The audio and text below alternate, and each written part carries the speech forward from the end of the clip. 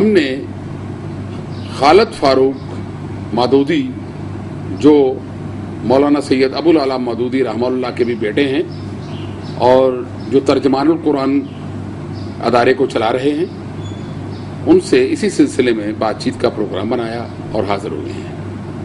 میں خالد فاروق مودودی صاحب کو ویلکم کہتا ہوں۔ ویلکم جناب۔ بہت شکریہ۔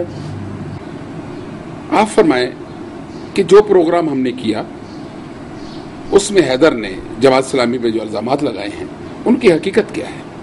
جہاں تک حیدر فاروق نے اس پروگرام میں جو الزامات لگائے اور جو بدزبانی کی، میں اس کی شدید مذمت کرتا ہوں۔ اور نہ صرف حیدر فاروق نے صریحاً جھوٹ بولا اور صریحاً جھوٹے الزامات لگائے ہیں، بلکہ حسین فاروق نے بھی انتہائی جھوٹ بولا ہے اور دروغگوئی سے کام لیا۔ حقیقت یہ ہے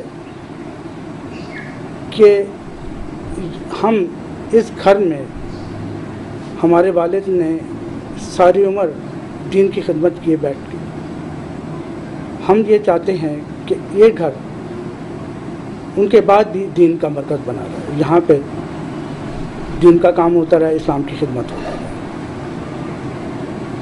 اس کے لیے ہماری والدہ نے حیدر فاروق کے خلاف کورٹ میں مقدمہ کیا، جس کا عنوان تھا محمودہ بیگم ورسز حیدر فاروق۔ یہ کیس میاں ثاقب نثار صاحب ایڈوکیٹ جو آج کل سپریم کورٹ کے جج ہیں، ان کے ذریعے سے کیا تھا۔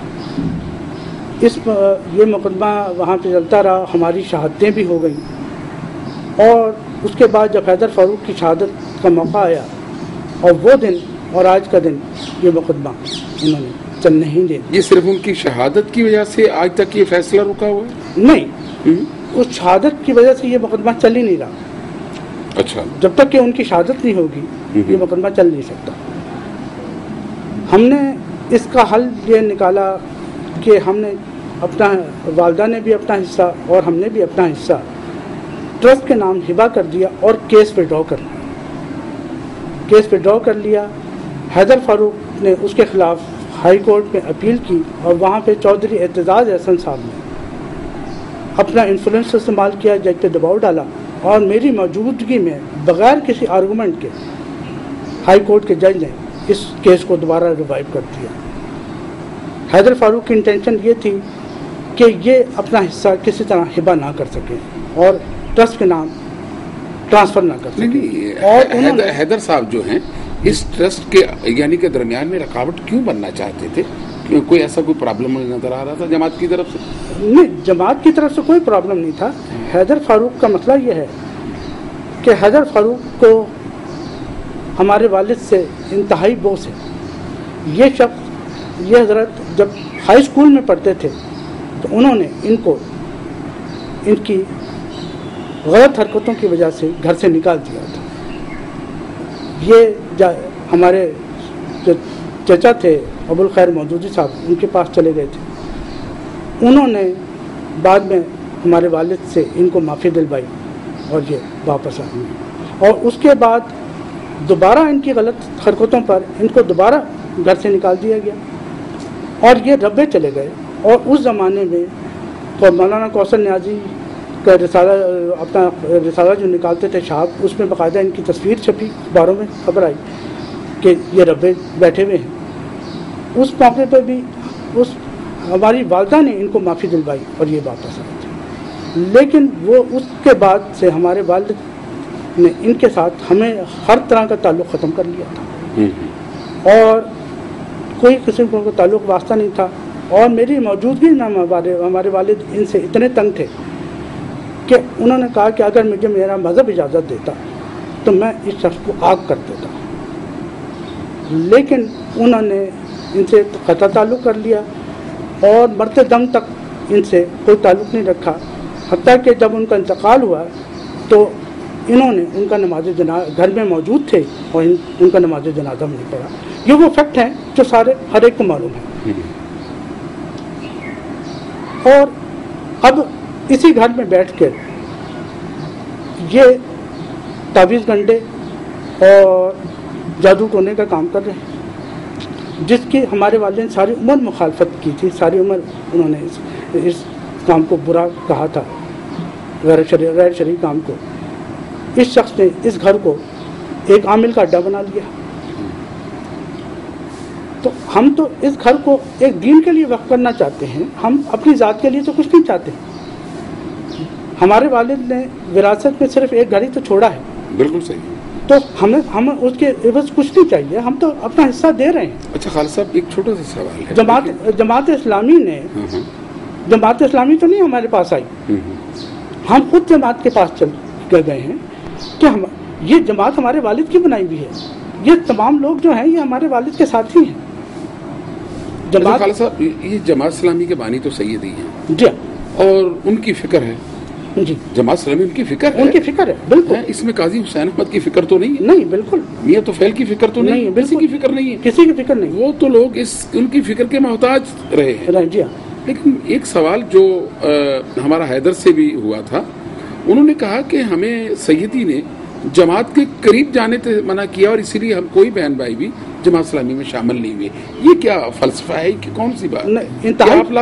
आप लोग कोई भी जमात इस्लामी में शामिल ना हो सके? इंतहाई जो है वो गलत बयानी से काम लिया उन्होंने। ऐसी कतन कोई बात नहीं है। उन्होंने किसी को नहीं रोका कि जमात में शामिल ना हो। उन्होंने ये जमात विरासत के तौर पर नहीं बनाई थी कि जी मेरे बाद मेरे औलाद बनेगी, जिस तरह तमाम पार्टियों में है। एक वाहिद जमात है जिसमें विरासत नहीं। उन्होंने जमात के अरकान का एक म्यार मुकर्रर किया था कि जो उस म्यार पे पूरा उतरेगा उसको जमात में लेंगे, जो उस म्यार पे पूरा नहीं उतरेगा उसको जमात में नहीं लेंगे, खास मेरी औलाद ही हो। इसलिए हम अगर उस म्यार पे पूरा उतरेंगे तो जमात में शामिल होंगे, वरना जमात हमें नहीं लेगी। जहाँ तक है जमात का ताल्लुक, हमारे वालिद ने सारी अपनी ज़िंदगी इस जमात के लिए वक्फ कर दी। वो टाइम जो हमें मिलना चाहिए था वो इस जमात को दिया उन्होंने। तो हम और जमात इस्लामी लाज़िम मज़लूम है।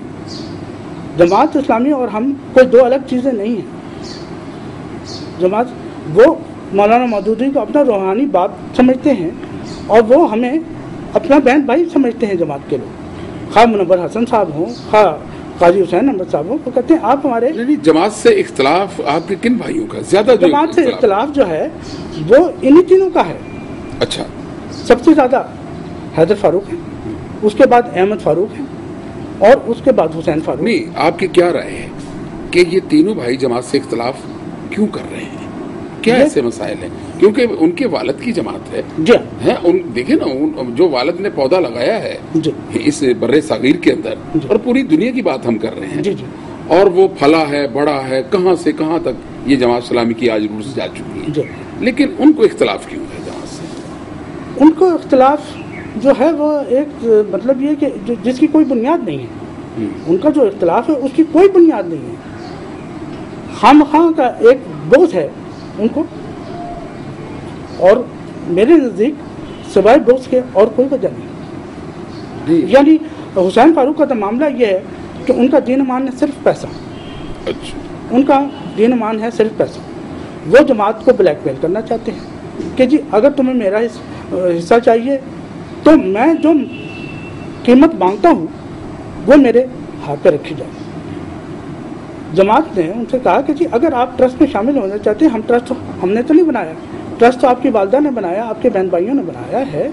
आप अगर शामिल होना चाहते हैं तो आपने अपने वालिद की तदफीन पर बाकायदा हम सब बहन भाइयों ने, 9 बहन भाइयों ने और वालदा ने तदफीन के वक्त ये ऐलान किया था बाकायदा अखबारात में प्रेस कॉन्फ्रेंस करके कि जी हम इस घर को वक्फ कर रहे हैं, हम इसलिए तदफीन कर रहे हैं कि हम इस घर को वक्फ करना चाहते हैं। आज वो मुनरिफ हो गए हैं इस बात से। और देखिए, इसमें आपकी बात बिल्कुल सही है।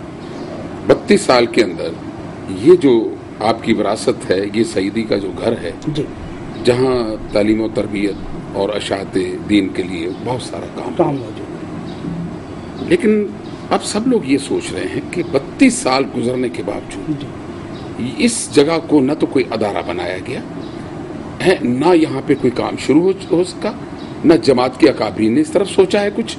ये क्या आप इस चीज़ को महसूस करते हैं कि 32 साल में यहाँ कोई अदारा भी नहीं बन सका, कोई इशाअत का काम भी नहीं शुरू हो सका? आखिर वो क्यों? उसकी वजह ये कि वो जमात इस्लामी वाले ये समझते थे कि بات یہ ہے کہ ان کے آپس میں اختلافات ہیں، آدھے ہمارے ساتھ ہیں، آدھے سے زیادہ کچھ ہم اس میں ٹرسٹ میں شامل نہیں ہونا چاہتے. پتہ نہیں کس وقت یہ پلٹا کھا لے اور ہم اس گھر پر کروڑوں روپیہ بھی لگا دیں، اپنا سارا وہاں پہ ادارے بھی قائم کر لیں، سب کچھ کر لیں اور یہ کہیں کہ جی آپ نکل جائیں. اور جماعت اسلامی کا یہ خدشہ 100% صحیح ثابت ہوا کہ آج سے 6 مہینے پہلے حسین فاروق اور احمد فاروق امریکہ سے آئے اور انہوں نے ہم بہن بھائیوں کو یہ غچہ دیا کہ جی اگر یہ جماعت اسلامی سے یہ گھر واپس لے لو تو ہم ٹرسٹ بناتے ہیں، ہم ٹرسٹ قائم کرتے ہیں.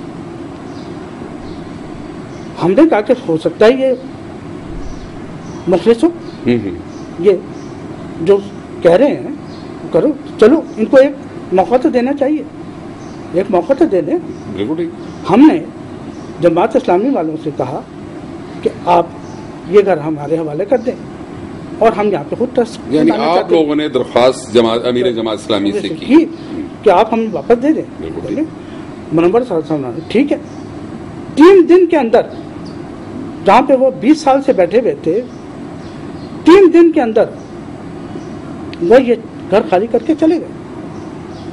انہوں نے کوئی پس و پیش نہیں کی، باوجود اس کے کہ ان تینوں نے، احمد فاروق نے، حسین فاروق نے اور حیدر فاروق نے انتہائی بدسلوکی کی، انتہائی غنڈہ گردی کی ان کے ساتھ، جب تو وہ کہہ رہے ہیں کہ ہم جا رہے ہیں، اور انہوں نے ان کے ساتھ انتہائی زیادتی کی اور یہ شور کرنا چاہتے تھے، انشور کرنا چاہتے تھے کہ جماعت اسلامی کے ساتھ اتنی کر دو کہ بعد میں یہ بہن بھائی اگر جا کے منصورے میں ہاتھ بھی جوڑیں تو جماعت اس گھر کے قریب نہ آئے. اس لیے انہوں نے یہ بدسلوکی کی اور یہ غنڈہ گردی کی ان کے ساتھ. اس کے جیسے ہی یہ گھر مل گیا، اگلے دن ہی انہوں نے اس گھر پہ قبضہ کر لیا، پورے گھر پہ، اور ہمارے ساتھ غنڈہ گردی شروع کر دی. میری بیوہ بہن جن کی کوئی اولاد بھی نہیں ہے ان کو آ کے گالیاں دیتے تھے.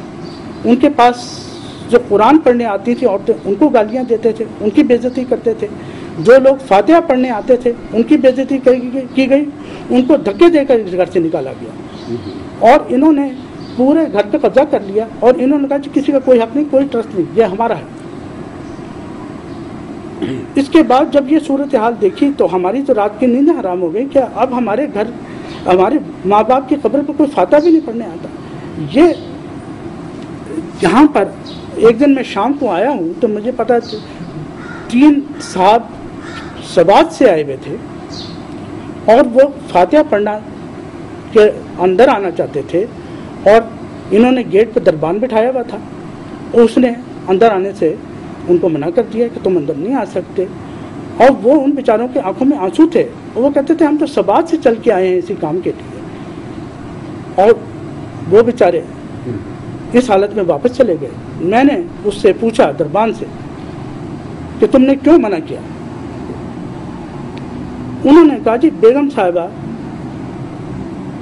جو ہیں جناب والا کی مہارانی وہ اس وقت تہلائی کر رہی تھی باہر، انہوں نے منع کر دیا کہ خبردار کوئی اندر نہ آنے پائے. دیکھیں ہمارا اس سے بڑی لوگ تو جا کے مسجدوں میں کہتے ہیں کہ وہ آؤ اور آ کے فاتحہ خوانی کرو، وہ پیسے دے کے لاتے ہیں اور یہاں پہ لوگ خود چل کے آتے ہیں فاتحہ کرنے اور ان کو دھکے دے دیے جائیں، ان کو کوئی فاتحہ بھی ہمارے ماں باپ پہ اس کی قبر پہ نہ پڑھ سکے. یہ تمام صورتحال تھی. ہم دوبارہ منور حسن صاحب کے پاس گئے اور ان سے درخواست. کون کون سے بھائی آپ کے گئے؟ ہم سب بھائی.